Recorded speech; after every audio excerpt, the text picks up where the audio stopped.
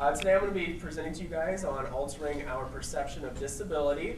I'll be joined up here by my friend Rona. I will keep her over here so people can kind of see her a little bit. She typically always stays on my right side, but hold on. Sit. Thank you. All right. So first, let me tell you some more about me. I was born missing most of all 4 limbs. I do have arms from the elbow up, and I have my legs from my knees down with some feet. I am able to walk, but I use the wheelchair to get up higher and move around a lot quicker. All right, now that we got that out of the way, no secret or anything, let me really tell you about me. My name is Brandon. I'm 27 years old. I was born and raised in Indianapolis, Indiana. I'm the oldest of 3. I have 2 sisters. One is just finishing up her first year of grad school at Louisville, and the other is finishing up her junior year at Purdue University. My parents met when they were about 30 years old and got married shortly after, and about 3 years after that they had me. I grew up around able-bodied individuals. I did go to preschool for a couple of years though with other people with disabilities, whether they were intellectual disabilities or physical disabilities. But then after that, I was in mainstream, what they considered mainstream classes through kindergarten all the way up through high school. I graduated high school in 2006 from Lawrence North High School in Indianapolis, Indiana. And for you basketball fans out there, I graduated with Greg Oden and Mike Conley. And then after that, I went on to Purdue University for 3 years where I studied public relations. After about 3 years and an internship in public relations, I really thought to myself, you know what? In high school I did broadcasting. I really loved it. I kind of shied away from it by people saying, you know, there's just no jobs in it right now. So I went the safe route at the time, went public relations. But some encouragement from my friends and my family, they said, you know what? You only get to go to college once in your life, and really, you're young once. Just go out there and pursue your dreams. So, without knowing anybody at Ball State University and leaving all of my friends and my favorite school in the world, Purdue, I transferred to Ball State University, where I pretty much started over. I was a 21-year-old freshman with not a clue of where to go or who to talk to on campus, and began studying sports broadcasting. When I got to Ball State, it was really one of the first times that I found a group of friends that were in wheelchairs, that were similar to me. That was a new concept to me. I became really good friends with a brother and sister. Their names are the Russos. They got me involved in a sport that I never thought I'd play called power soccer. And I played power soccer, which for those of you who do not know, I'm not sure if anybody knows, but it's soccer with your power chair played on a basketball court with an oversized soccer ball. And you want to talk about intense and competitive. Wow. I was playing in the national tournament, and there was a little girl on a team that we were playing against. And I was not very good at the game. I could play defense very well. Scoring was not my thing. And I would be defending her, and she'd get so mad at me that she would just all of a sudden slap me, just hit me. Like, stop. And I was like, okay, all right. So this is really competitive. That's just one of the examples of things I've never let my disability get in the way of. Other things, growing up, with a passion for sports, I'm very competitive. And I got involved starting in middle school with wrestling. And I know Iowa State has such a deep tradition of wrestling. And I went on to high school, wrestled for 3 more years there before an injury put an end to my wrestling career. I got the chance to wrestle with some of the guys I call, to this day, some of my best friends. We won back-to-back state championships, finished my junior season ranked 9th in the country, considered one of the best teams in Indiana high school history. That was just one of the most exciting experiences ever. After wrestling with the injury and everything, I still had that competitive drive and just wanting to compete more. And I got involved with swimming.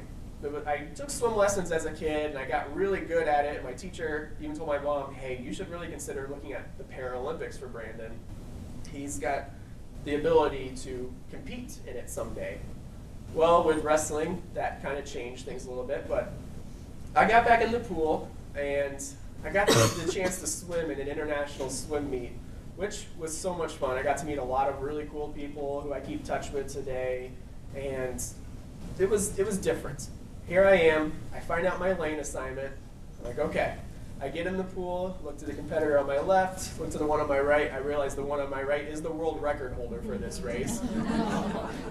And here I am about a year removed from wrestling, neck like a tree trunk, broad shoulders, and people are looking at me like, does he realize this is a pool? So the starter gun goes off, I take off, I'm going as hard as I can. Next thing I know, I'm tangled up in the lane line. First race, here you are next to the world record holder, and you get caught up in the lane line and finish the race in 5 minutes. And it's a 50-meter sprint. So I get done with the race, and I got that applause from everyone. Oh, good job, good for you, you finished. Well, that did keep me from coming back later on in the evening and swimming another race and not getting tangled up the second time around. Swimming gave me the opportunity to meet a lot of other people with disabilities and really kind of opened up the avenue for public speaking for me for what I do now. A lot of Paralympians do public speaking, and they kind of urged me to do that as well. Growing up with a disability, there is a lot of stereotypes that you do face just socially. You know, kids are scared of you, so you really got to kind of be a little bit more conscientious about that, especially when you're a kid and you're trying to make friends. It's a little tough. Now, one thing I've never been short of is the gift of gab, and I've always been able to make people feel really at ease with me, including my peers. So I never really faced too much problems with making friends. There was instances where I did face bullying, which right now I do go around to elementary schools and promote anti-bullying and overcoming obstacles to them. But really, I began to see the difference the older I got. When I reached high school and middle school, of course, you know, dating, that's the big thing. And getting into college, you know, everybody's finding that person they might spend the rest of their life with. Dating was a huge issue for me in the fact that I know this, and a lot of other people know this. Most girls, when they're imagining their Prince Charming, it's not a guy that's 3'9", missing most of all 4 limbs. He's usually tall, dark, and handsome. Well, I didn't meet any of those categories in my mind. And so dating was really tough. Everybody always tell me, okay, wait till you get to high school. All right. Wait till you get to college. All right. Well, then wait till you get out of college. Okay. So finally, I took a leap of faith, and I was like, you know what? I'm going to try online dating. Let's give that a go. And the first person that I met on online dating is now my fiance. So, funny story is with that, we both went to Ball State University, both lived in the same dormitory at the same time, and both had mutual friends. Passed each other all the time, never met. It took 3 years after college for us to finally meet and on some online dating. One of the things that I've also done that has given me independence, everything in my life and my parents has been about giving me independence and the ability to go out and live on my own, is the ability to drive. As you saw in that video, it was a long, long process that started when I was 18 years old. Learned how to drive. I had to do 50 hours of training behind the wheel of a training vehicle after they fitted and made sure all the parts were in the right place so everything I could reach. And now I drive with 2 joysticks. I have one up on my left arm that I use for steering and one down by my right foot that I use for the gas and brake, and a touchscreen computer over on my right side that I can use with my nose to do other controls on the vehicle. This system was designed by NASA, so I always tell people, I guess if I can drive my van, I can also land it on the moon. One of the things my parents always taught me was the think outside the box. That's our biggest phrase, and overcoming obstacles. You know, I might not be able to do things the same way everybody else does. It might take me a little while longer to do them, but if you think outside the box, you're going to be able to come up with a solution for those. Like driving, my mom always said, if Brandon wants to do something bad enough, he's going to figure out a way to do it. And we're not going to just keep pushing and pushing and pushing. We'll be there for guidance, but we're not going to push. Another thing they always taught me was, in order for you to accomplish your dreams and goals, education is the definite way to go. And these were the 3 big places for me. My high school, where I learned a lot about myself and overcoming my disability. And in college, where I learned more about my independence and got the chance to pursue my dreams. Now I actually work for a company called Next Gear Capital. I manage credit lines for used auto dealers. We give them the money to go out and purchase used automobiles from auctions and everything like that. That is, you have to have a job to pay off the student loans that you accrue in college, and this is also giving me the opportunity to still on the side, on the weekends, be able to pursue my passion, which really my goal is now combining my two areas of study of public relations and sports broadcasting, and getting into media relations in racing, mainly IndyCar. You grew up in Indianapolis, about 30 minutes from the Indianapolis Motor Speedway. The Indy 500 is in your blood. And that, for me, is the ultimate dream. When I was in high school and started wrestling, my high school coach gave us whoa, it got louder there. He gave us a poem. And then he said, you will recite this poem before every meet.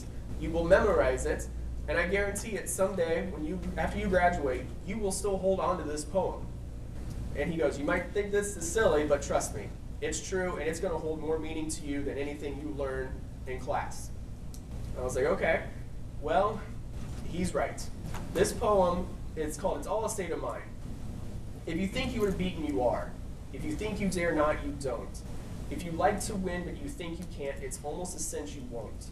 If you think you'll lose, you're lost. For out in the world you find, success begins with a fellow's will. It's all a state of mind. For many a race is lost before even a step is run, and many a coward fails before even his work begun. Think big and your deeds will grow. Think small and you'll fall behind. Think that you can and you will. It's all a state of mind. If you think you are outclassed, you are. You've got to think high to rise. You've got to be sure of yourself before you can ever win a prize. Life's battles don't always go to the stronger or faster man, but sooner or later the man who wins is the one who thinks he can. This poem has really stuck with me, and just when I've been overcoming things, it's, if you think you can do it, you can. There's nothing that it can hold anybody back. Disability, gender, race, it doesn't matter. Everything, you can overcome anything that is placed in your way just as long as you have the right frame of mind. All right, so now let's get to the session that we all came here to hear. Today I'm going to talk to you guys a little bit more about language and altering our perceptions of disability. I'm going to talk a little bit about accommodations that help people receive equal opportunity to everything. I've received a lot of accommodations in my life.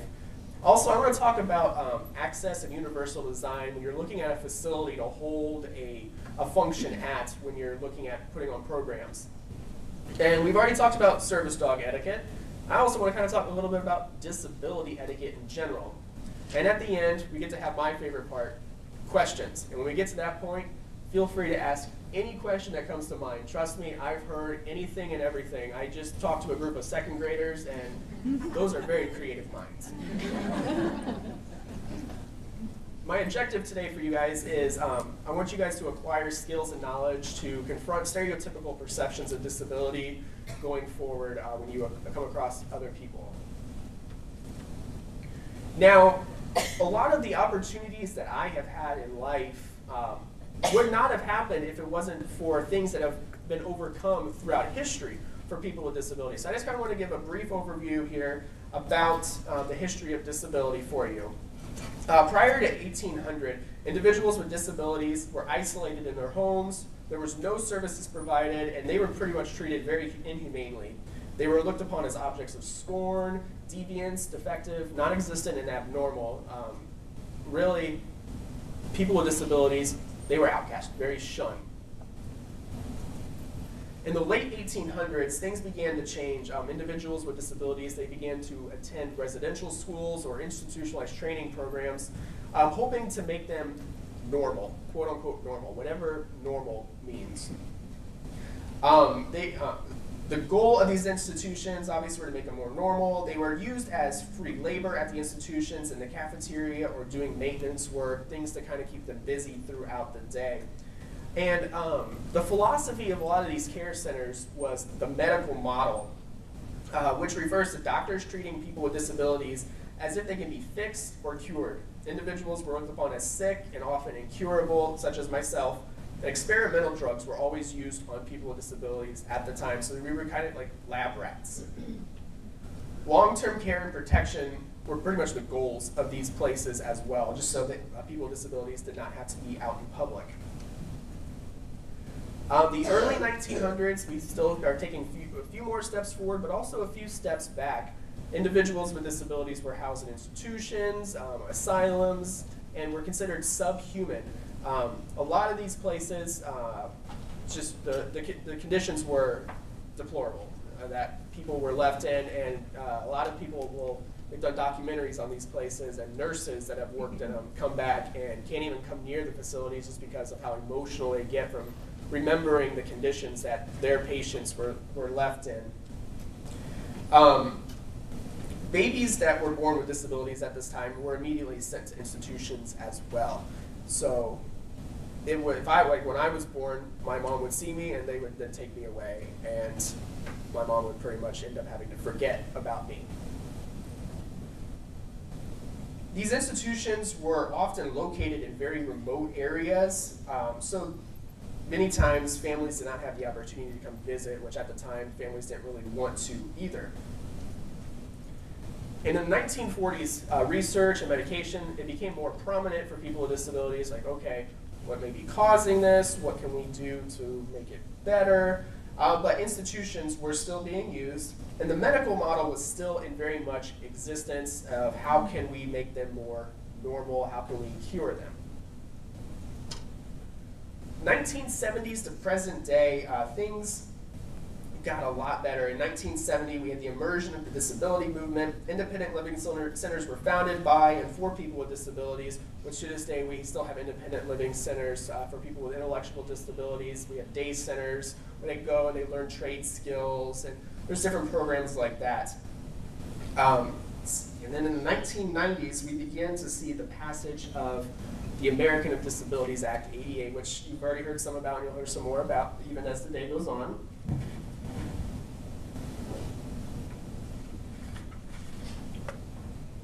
And then in present day, we've had amendments to the ADA, and we've seen people with disabilities in public, out and about, being able to have jobs, travel, and have opportunities like I have now.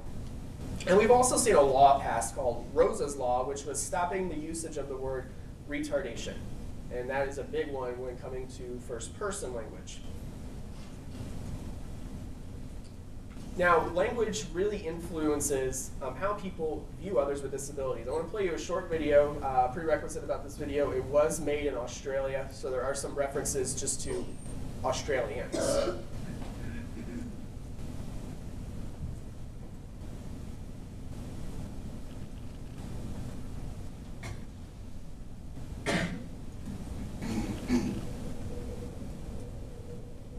The handicapped, crippled, deaf and dumb, dwarf, retard, vegetative, epileptic, fit, patient, autistic person, spastic, confined to a wheelchair, abnormal, invalid, mongrel. Stop. Think about it. Have you ever been called fat, too thin, a giant, too short, dumb, a loser, a nerd, ugly, stupid? How did it make towards others and what we think about others? It also plays a critical role in shaping how others feel about themselves. 1 in 5 Australians has a disability. How many people have you spoken to today? How many of those people may have had a disability that you were not aware of?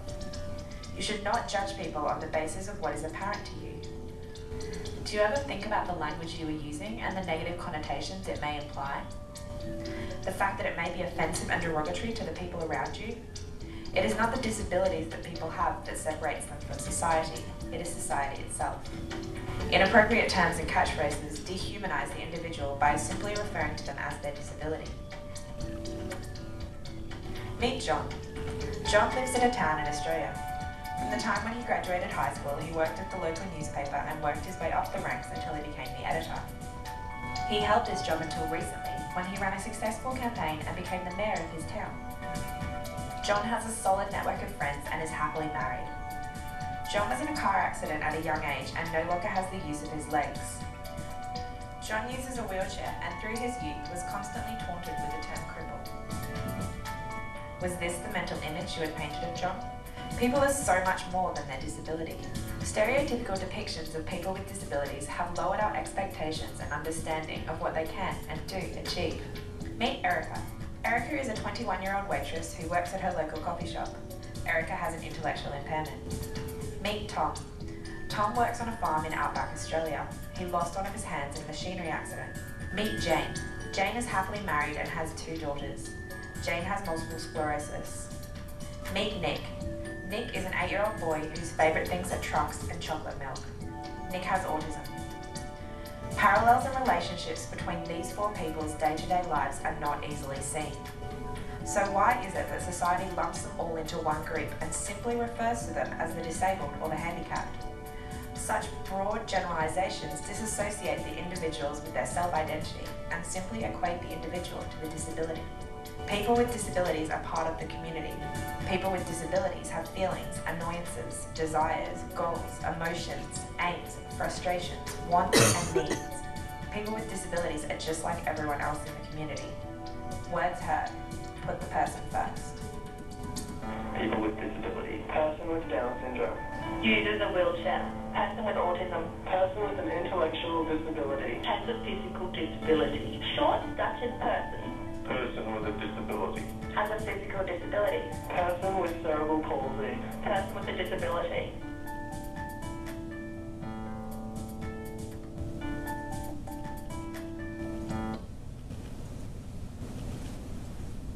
All right, so how we talk about individuals really influences our attitudes towards them.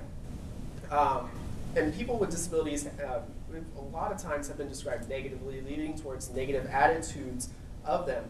Some people will look at me and just automatically think, oh, poor him.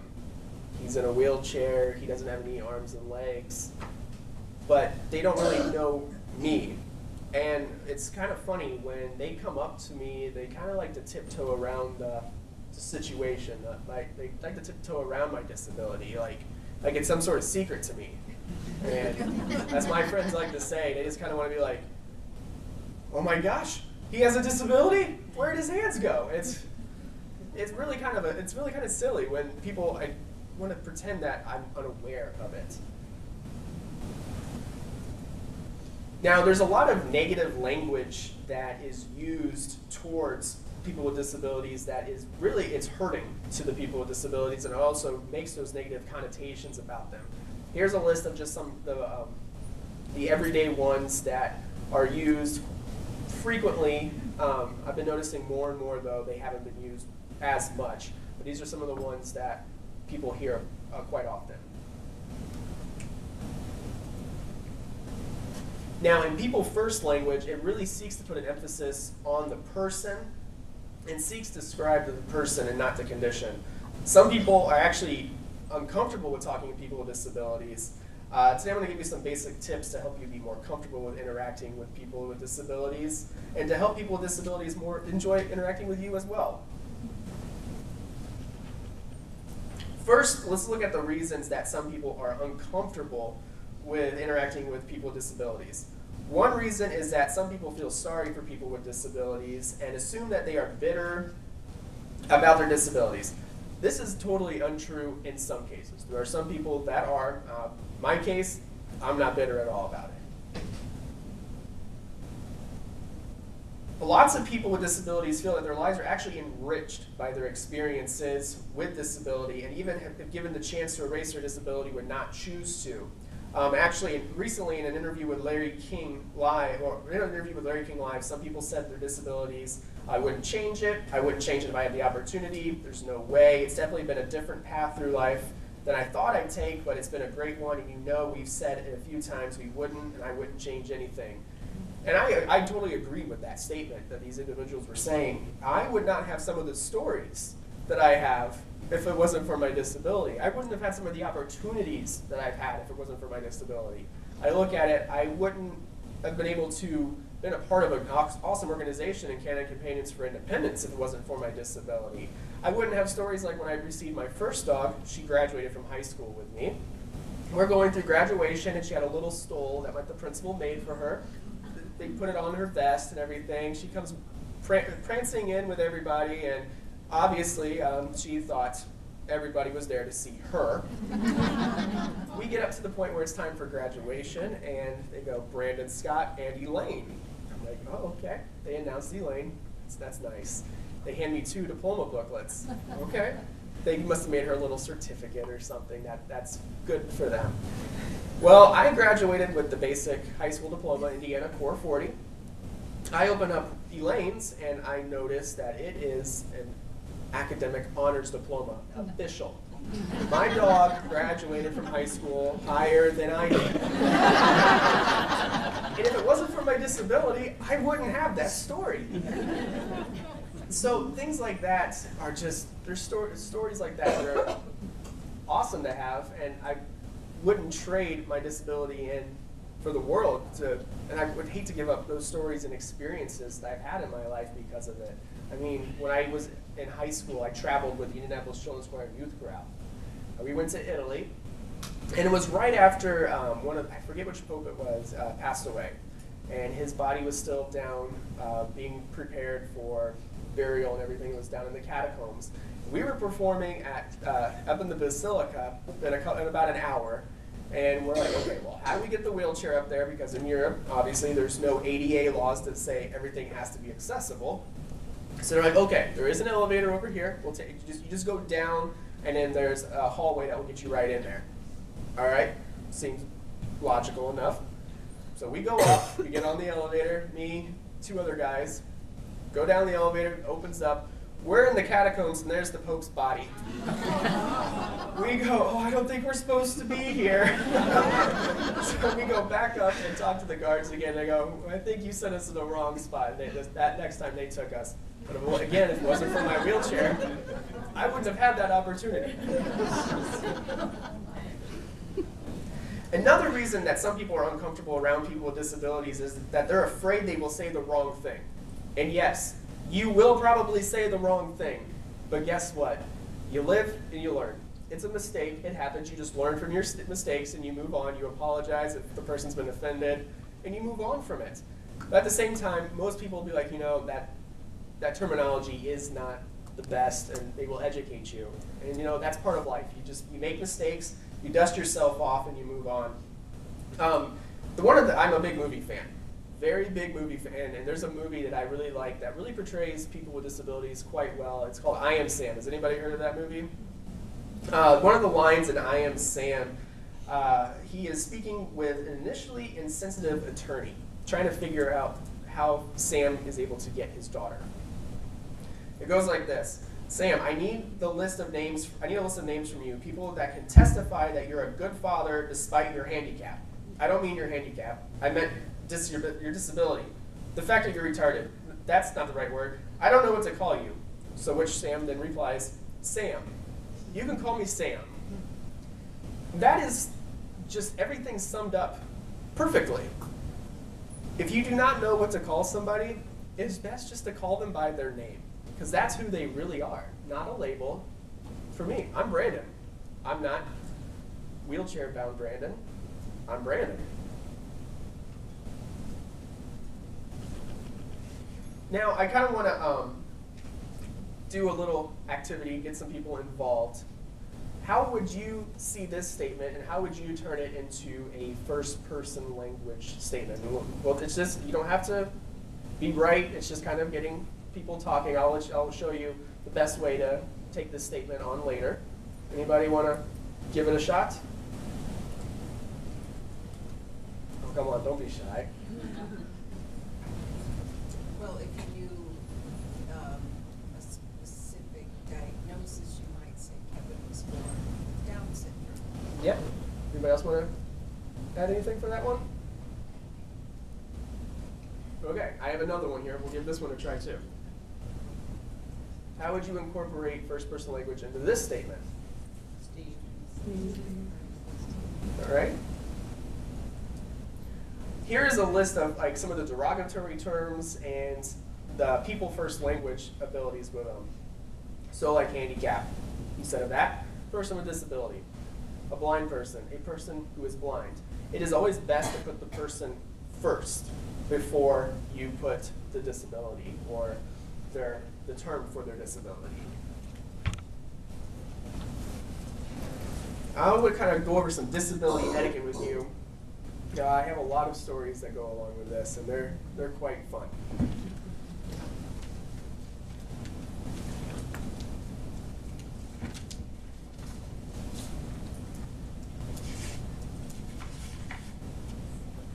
All right, so the first one that I want to go over is don't make assumptions. Don't make assumptions about people or their disabilities. Don't assume that you know what someone wants, what he feels, or what is best for them. If you have a question about what to do, how to do it, what language or terminology to use, or what assistance to offer, just ask. That is the best way to handle it. Just ask. Well, we're definitely very open. I'm very open about it. The person should be your first and best resource. Remember that people with disabilities have different preferences. Just because one person with a disability prefers something one way doesn't mean that another person with the same disability also prefers it that way. For me, I prefer in trying to handle the task myself first. And then I will employ Rona into it if need be for that task. And if it comes down to it and I really cannot, I have no problem with asking.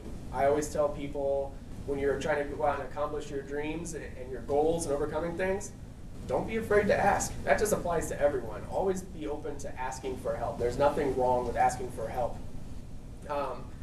But there was times in school where I would come into a classroom and a classmate who just out of the kindness of their heart would just dive right in and start doing things for me. And I'm just kind of like, whoa, what's going on here? And I would have to say, okay, slow down. I don't need all of this help. I just need help getting things out of my backpack and then back into my backpack. And things would change, but a lot of times it's just merely about education and just finding out from the person. So never assume. And then that also goes into ask before you help. Before you help someone, ask if they really would like some help. And in some cases, a person with disability might seem to be struggling, yet they are completely fine. I do things differently than everybody else does. It may take me a little bit while longer to get it done, but in the end, it's the same result. But along the way, it looks like I may be really struggling. If it is okay to ask for them for help, follow the person's cues and ask if you are not sure what to do. Also, if you ask them if they would like help, don't be offended if they decline that help as well, because the person may be perfectly fine, or this getting prepared to complete the task and actually receiving help might push them back a little bit. The biggest one is talk directly to the individual. For me, anytime I go out in public with Aaron, my family, my friends, a lot of times people will come up to me and they will talk directly to the person I'm with. Like, oh, he's in a wheelchair, he's not understanding what I'm saying, but yet they have just heard me speaking to the person that I'm with. So it's like, okay, I guess we only have a language that we can understand between each other. When you come up to somebody, look them directly in the eye, speak to them, ask them questions, and treat them just normally. Now, the one thing that is best to do when you're speaking with an individual that may be blind, let them know where you are. Also introduce yourself. It's Brandon. I'm here in front of you. So they like to be able. People with blindness, they do prefer to be able to look in the direction of the person that they're speaking with. And then with people in wheelchairs, I am one that if you're talking to me real quick, all right, fine, you can stand up and everything. But if you're planning on speaking with me for a longer period of time, it is best to either kneel down where we can be eye level or take a seat. Because, after a while, talking like this gets a little sore. Another one that goes along with that is speak normally. speak like you would to your best friend. Like you speak like you would to your mother, your father, your siblings. Some people have a tendency to talk louder and slower to people with disabilities. Don't. We can hear you just fine. I can hear you completely fine. And don't assume that just because a person has one disability that they also have a cognitive disability as well, or is hard of hearing. For example, a person with cerebral palsy might use a wheelchair, have uncontrolled upper body movements, have difficulty speaking, and yet have very good hearing, cognitive abilities, and intelligence. Use normal language, including see and look. It's fine to use phrases such as, do you see what I mean? Even to people who are blind. People who are blind often make comments such as, I can't find what I'm looking for, and I don't see it on this page. You'll often hear me refer to as, all right, well, I'm going to go walk over to the Union after lunch today. Well, I'm not really going to walk. I'm going to roll over there, but it's just awkward to say, well, I'm going to roll over to the Union after this. And, you know, it sounds like I just ate too much at lunch. I'm just going to roll that way. Always with people, when encountering people with disabilities, is use people first language. People first language means obviously what we've talked about, putting the person first and the disability second. For example, say a man who is blind rather than a blind man, a woman who uses a wheelchair instead of a wheelchair-bound woman, and use people first language when speaking with people with disabilities and speaking and writing about people with disabilities. Another one is, if you're afraid you're going to say the wrong thing, then avoid the potentially offensive terms and euphemisms.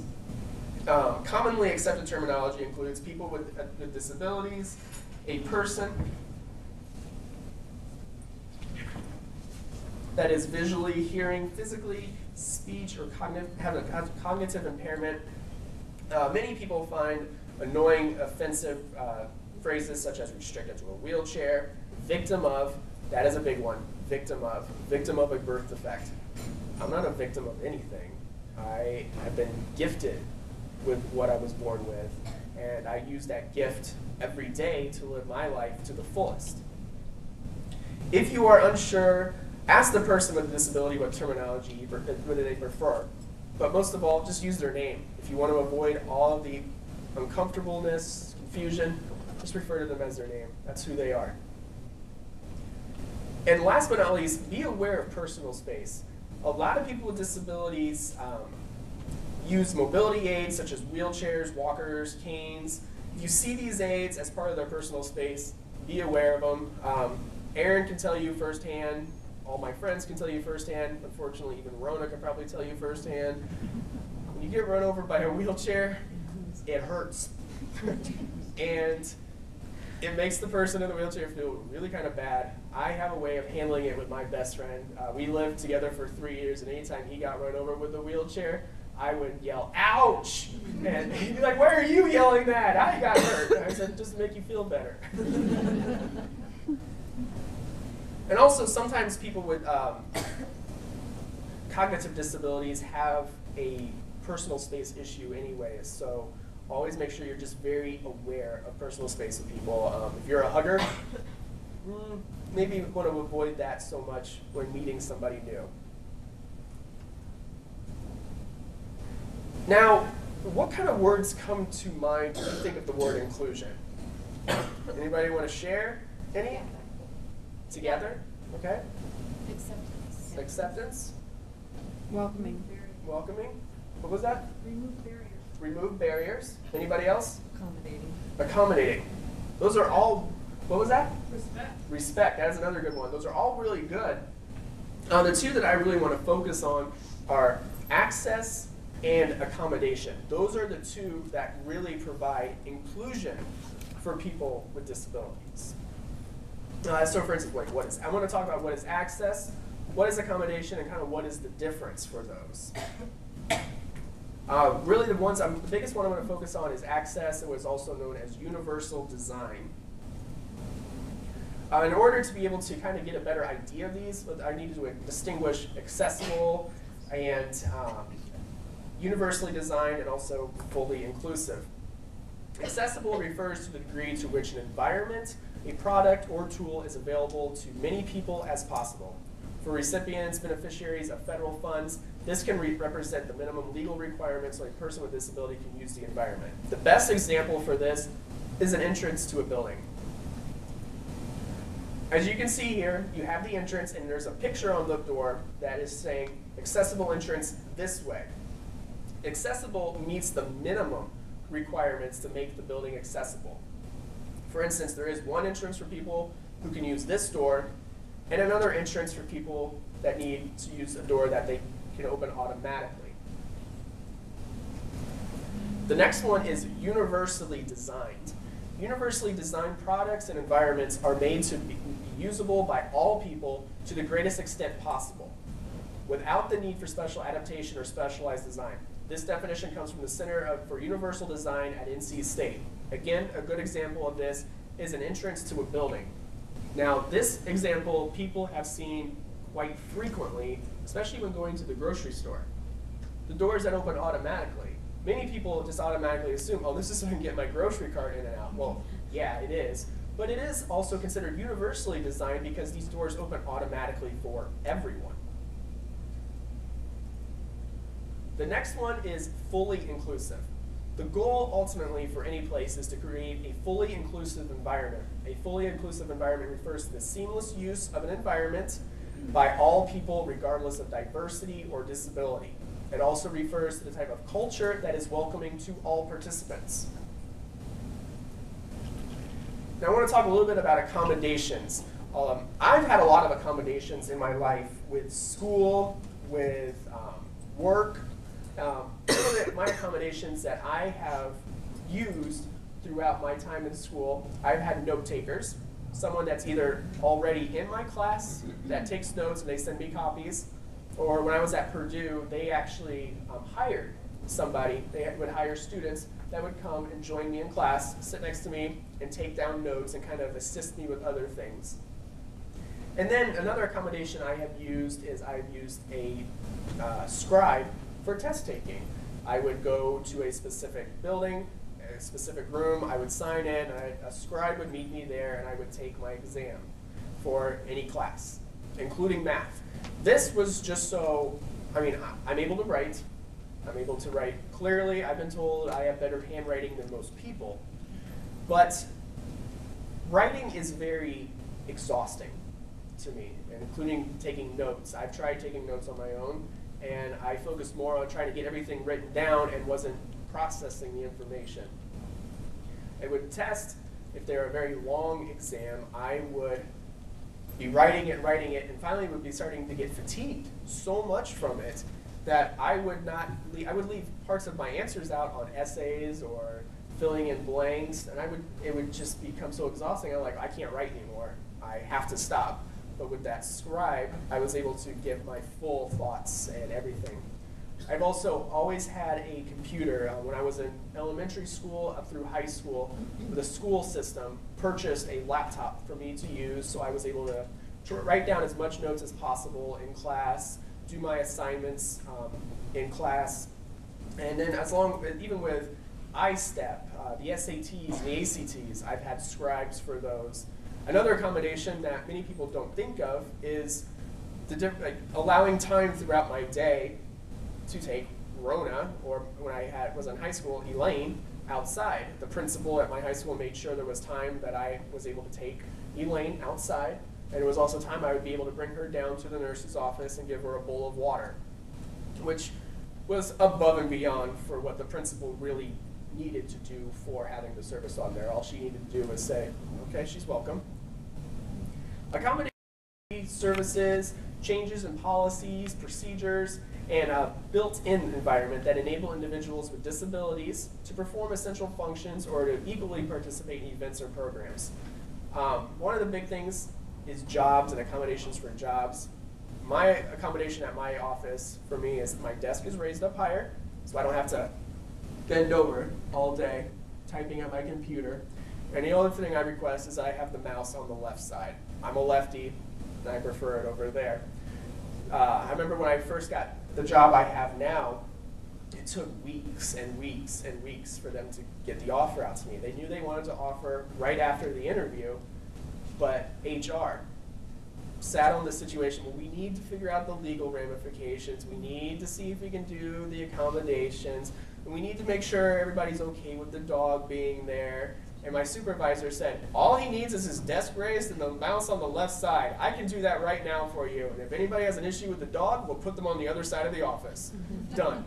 And HR finally said, okay, if you think that's what we can do, we'll do it.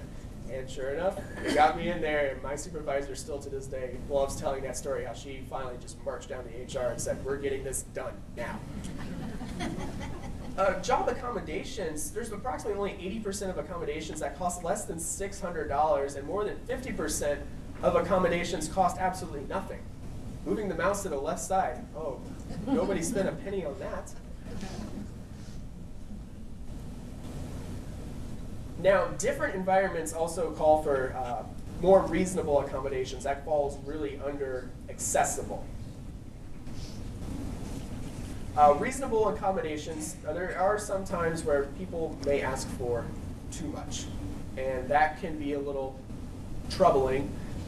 So there is times where you can say, you know, that's accommodation is too far above and beyond. There's no way we can really accommodate that. So there's things that are reasonable, like providing or modifying equipment or devices, restructuring a position, modifying schedules, even for employees. Some people may have a disability that causes them to get fatigued really easily, so try to figure out a part-time schedule or something that works better for their needs. If a position for somebody that becomes disabled, if a position that they're working in or learning in is not reasonable for them, take a look around the department or your office to see if there's another position that you could reassign them to that would be more fitting for their needs, where they'd be able to provide the most still to the company. For exams, adjusting or modifying them, training materials or policies, things like that. If somebody might need a little bit bigger font, look at just creating the font a little bit bigger and printing them down another copy that is bigger and maybe just be a few more pages. Providing readers and interpreters. That is a big one for people that are blind and that are hard of hearing. I've seen interpreters sitting in classrooms doing sign language, and you know, it's kind of cool to see, but for me, it did not take away from anything in the learning environment. And making a service site readily accessible to and usable by people with disabilities. So when looking at a facility to hold a program in, seeing that, all right, it's downstairs. Is there an elevator around here? Okay, there's not. Is there a ramp to get down here? All right, is there a way we can maybe move this to a first floor room since there's no way of getting upstairs or downstairs? Okay, is there steps leading into a door? Is there another entrance into the building that a person with a wheelchair could get into easily? Things like that, just things to be open and mindful about. Tips for providing and maintaining successful accommodations: definitely develop written policies and procedures. If you have something that's already planned out, that is the best course of action, so that way you're prepared for anything. In college, I always had to go to the Disability Student Services Center at the beginning of each semester, and I picked up these letters that I had to provide to every single one of my professors and say, if you would like to speak with me further about any accommodations or any questions about this, let's get a time on the calendar, I'll come to your office and we can discuss this. These were policies and procedures that were written out for accommodations by the Disability Student Service Center, so professors had a good idea of what was expected and what kind of accommodations I was needing. Training people within your department, like what's going on today. The best possible thing for everybody is just to learn. You know, always learning and bettering yourself is always the best way to go for that. And also have a process of determining effective accommodations. Things that, okay, so if a person that uses a wheelchair is coming into this program, what do we need to do so we're not surprised by it? Or if an individual who is blind comes in and we want to make sure there's a more clear path for them so things aren't in their way. And also, with time, things need to be updated. There's always things that can be done better when you look back, and there's always changes that happen with technology, buildings, procedures. There's always best to take a look and update those every so often. And always, when you hire somebody new comes into the department, the best thing is to have them trained so they are able to be prepared for individuals with disabilities coming into their programs as well.